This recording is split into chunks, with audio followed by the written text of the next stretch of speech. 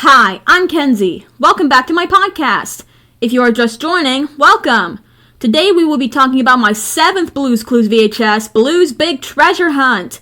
This VHS includes Blue's Big Treasure Hunt plus a bonus episode called Blue's News.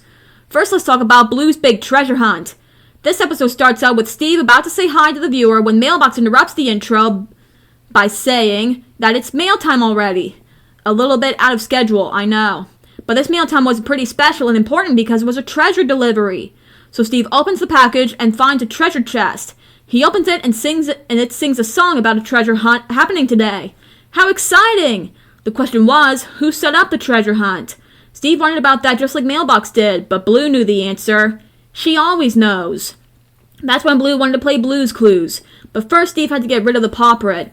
He cleaned it off with a red sparkly cloth in which he called it a treasure hunt cleaner-upper. He wondered where he was going to put all the stuff. That's when Blue pulled out a treasure hunt backpack. And so the treasure hunt has begun.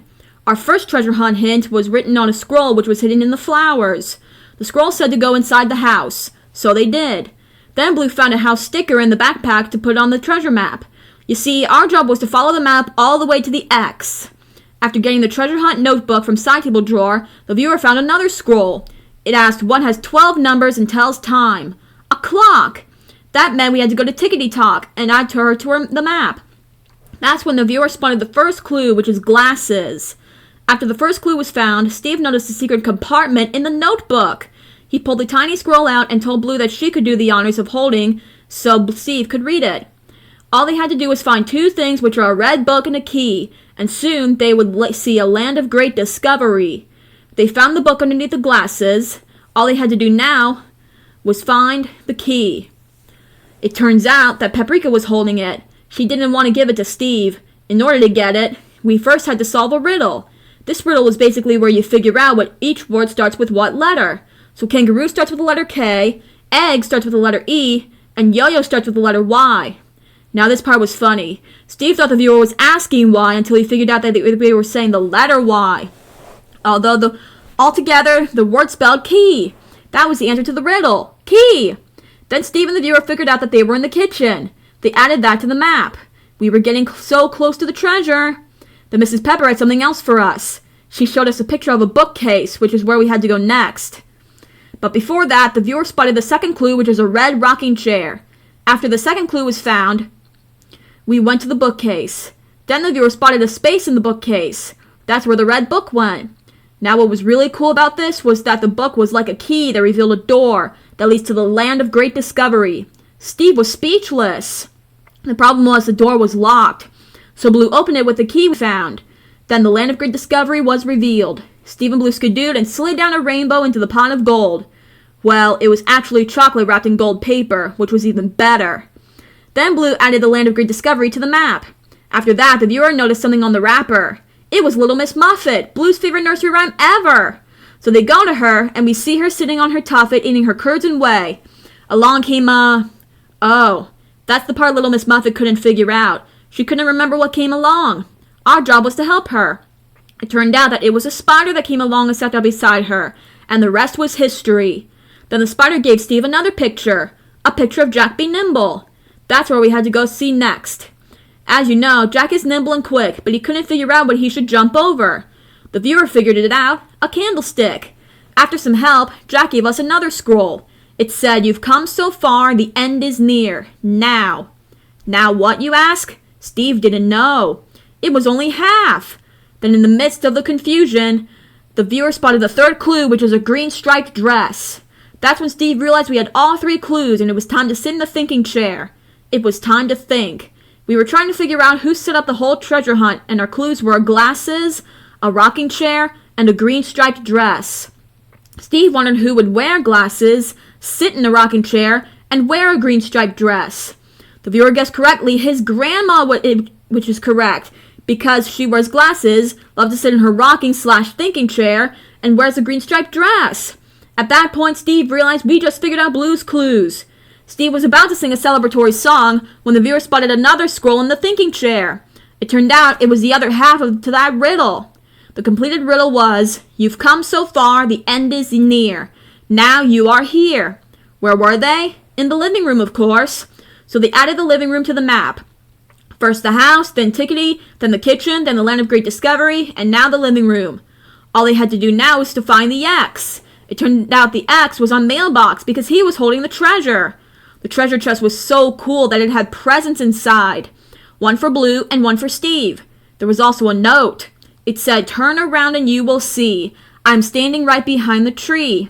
That's when Steve realized his grandma was here. They hugged each other and Steve thanked her for the treasure hunt. She knew how much he loved finding things. Then it was time to open the presents. Blue went first. Her present was a key to unlock all her favorite treasures. Then it was Steve's turn to open his present. His present was banana cookies, only the way Grandma makes them. How sweet is that? After a fun day to remember, it was time to say so long, but sing just one more song. Grandma blows a kiss, and that's how the episode ends. Now let's talk about the episode as a whole.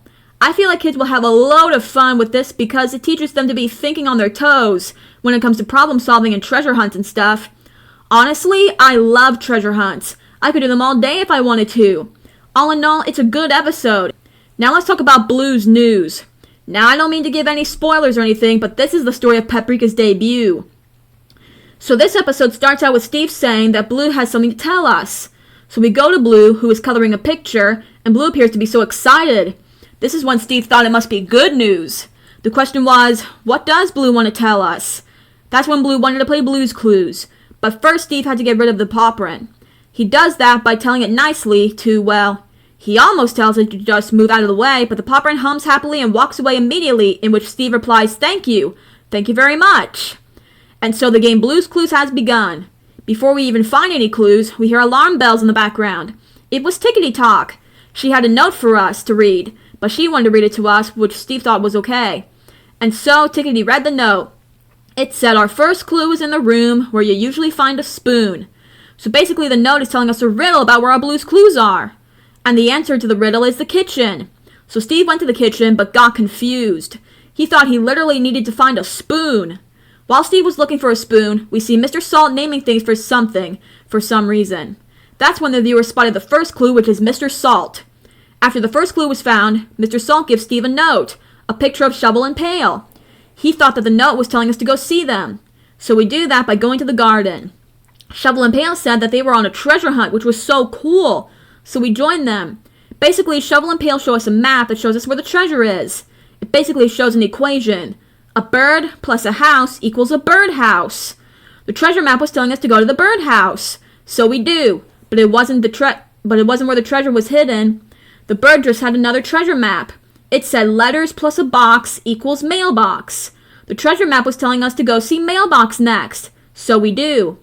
Mailbox opens himself and Steve pulls out a treasure chest. He opens it and treasure dust comes out. They make a wish and Steve reads the message.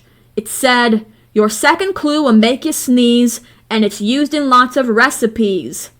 He then tells Shovel and Pail to bury the treasure chest, and we begin our search for the second clue. The viewer spots it, which is Mrs. Pepper. Mrs. Pepper was the answer to the riddle because pepper makes you sneeze, and it's used in recipes when you cook. After the second clue is found, we hear a sneeze in the background. Steve replies, "Bless you." He thought it was the viewer who sneezed.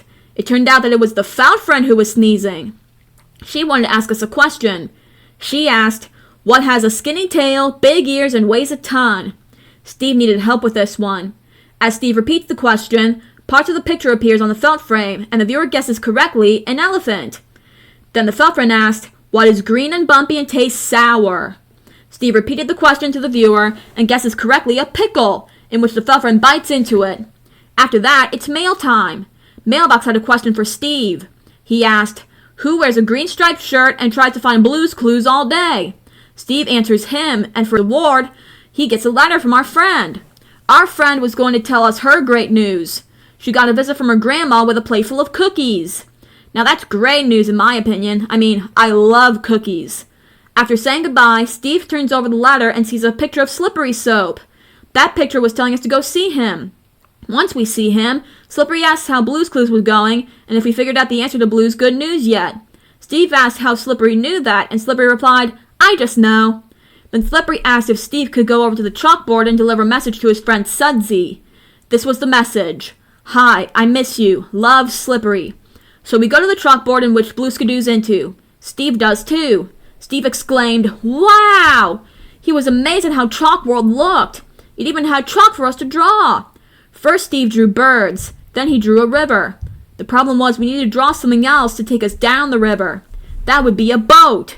So he draws a boat, and he and Blue were off to deliver Slippery's message to his friend. The problem was they weren't moving. They needed to draw an oar, which Blue did. Then they were off. All of a sudden, a huge wave comes, which worries Steve and Blue. They rode faster and faster until Steve and the viewer figured that since they were in Chalk World, he could erase it. What a close call. After a while, Sudsy appears.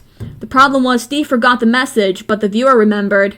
Then Sudsy had a message for Steve. He said, "Your last clue holds a drink, and you're closer than you think." After saying goodbye, Blue and Steve skidooed back home to find the last clue. Suddenly, the viewer spotted the third clue, which is a bottle. A bottle was the answer to the riddle because a bottle holds a drink. That's when Steve realized we had all 3 clues, and it was time to sit in the thinking chair. It was time to think. We were trying to figure out what Blue was trying to tell us, and our clues were Mr. Salt, Mrs. Pepper, and a bottle. At first, Steve thought the big news was that Mr. Salt and Mrs. Pepper have a new bottle. That was wrong, but close. Then the viewer guessed correctly that Mr. Salt and Mrs. Pepper have a new baby. At that moment, Steve was about to say that we just figured out Blue's clues, but when he figured out that Mr. Salt and Mrs. Pepper have a new baby, he couldn't believe it.